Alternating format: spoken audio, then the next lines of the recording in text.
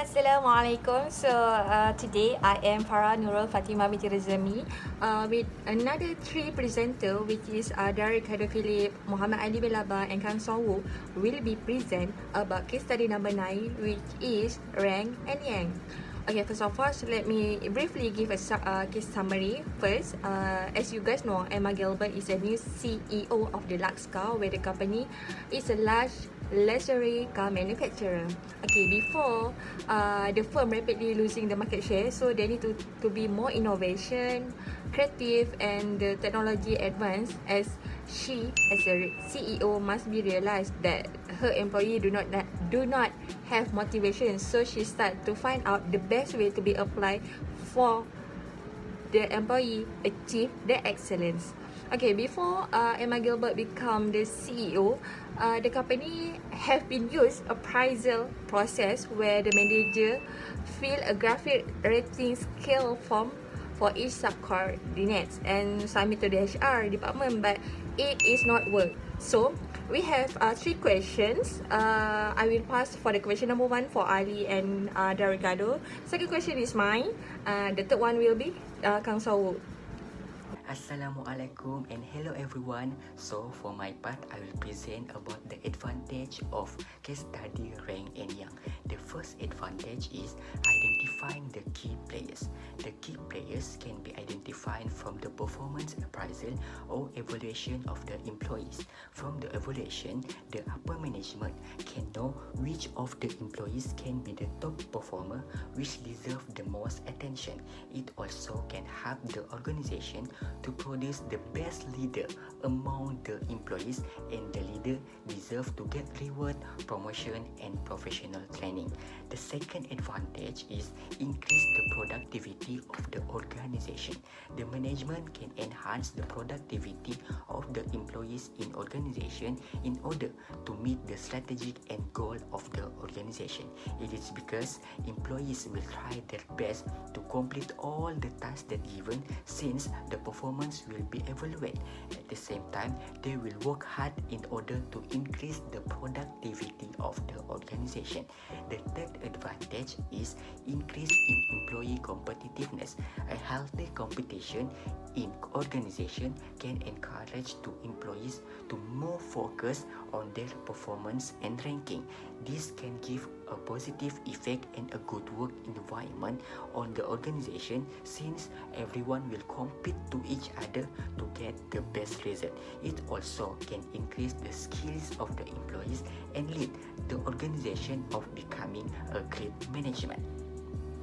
That's all for the advantage. Next, I will pass to my colleague to present about the disadvantage. Hi, I'm Del. Today I will present about the disadvantage of forced distribution method. There are 3 points that will be given. Firstly is the forced distribution method will bring negative impact on innovative employee in the organization. Sometimes grade could be very low for excellent employer, just because a appraiser has only limited option to choose from. This may lessen the creativity and work energy of subordinate. The most creative people usually have the worst situation, as they are taking risks and have many failures due to that.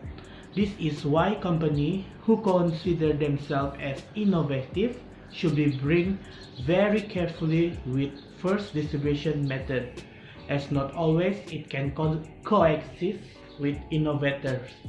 As a negative result, innovative employee can either stop being creative or just move to other company where they will be respected.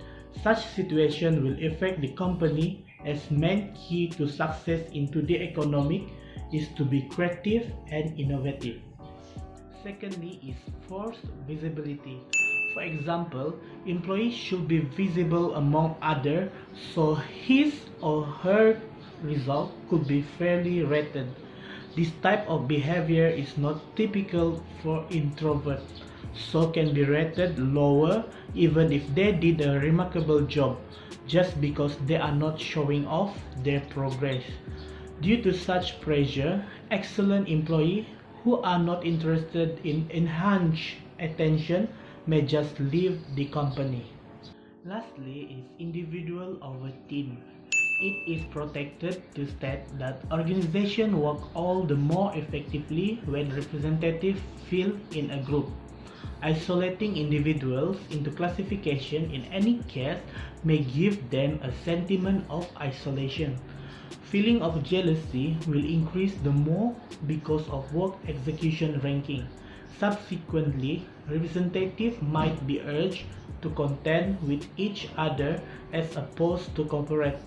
Managers need to consider whether a ranking system would hurt group execution before actualized framework. Second question, evaluate the other performance appraisal method mentioned in this case. What will you recommend for the Laksa? First of all, let me give the definition of what is the performance appraisal. It is evaluate the employee of the current or the past performance relative to his or her performance standards. Okay, actually they have steps that need to follow the performance appraisal process. Number one, setting the word standard. Number two, assessing the employee actual performance relative to the standard. And then the last one step is provide the feedback to the employee with the aim to help employee continue perform in working. Okay, as you guys know, supervisor is a responsible person, so he need to do the best position to evaluate the subordinate the performance. Okay, company Lakska maybe can apply the rating community for their method. Okay, what is the rating community? Actually, immediate supervisor with other 3 or 4. Why we need 3 or 4? Because to help them, such as the bias individual raters, and then moreover it help to pick up the different facets of the employee performance observed by different appraisers. Okay, the next advantage of course lah to obtain rating from the supervisor, and then at least the other manager familiar with the employee works. Last but not least, it may increase the motivation and commitment derived from the employee to the community, deliberation, and directly in the important organization affair. My name is Songuk. I'm going to present the question number 3. The question 3 is, does this case prove a perfect performance appraisal system is impossible? Discuss. I can say partly yes. As we can see in this case, each performance appraiser had advantages and disadvantages. So a perfect performance appraisal system is possible if several methods are combined well. These are the several methods. Firstly, the most important thing is focusing the goal, because the company can only survive if it makes profit.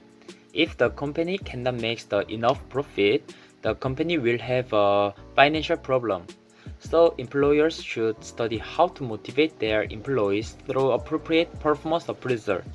If they maximize their profits through this, in terms of human resource, it will eventually benefit for their employees.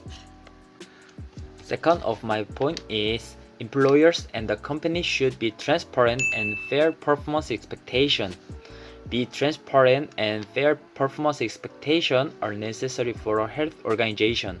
The company needs to create conditions for employees to agree on their job appraisal and performance appraisal.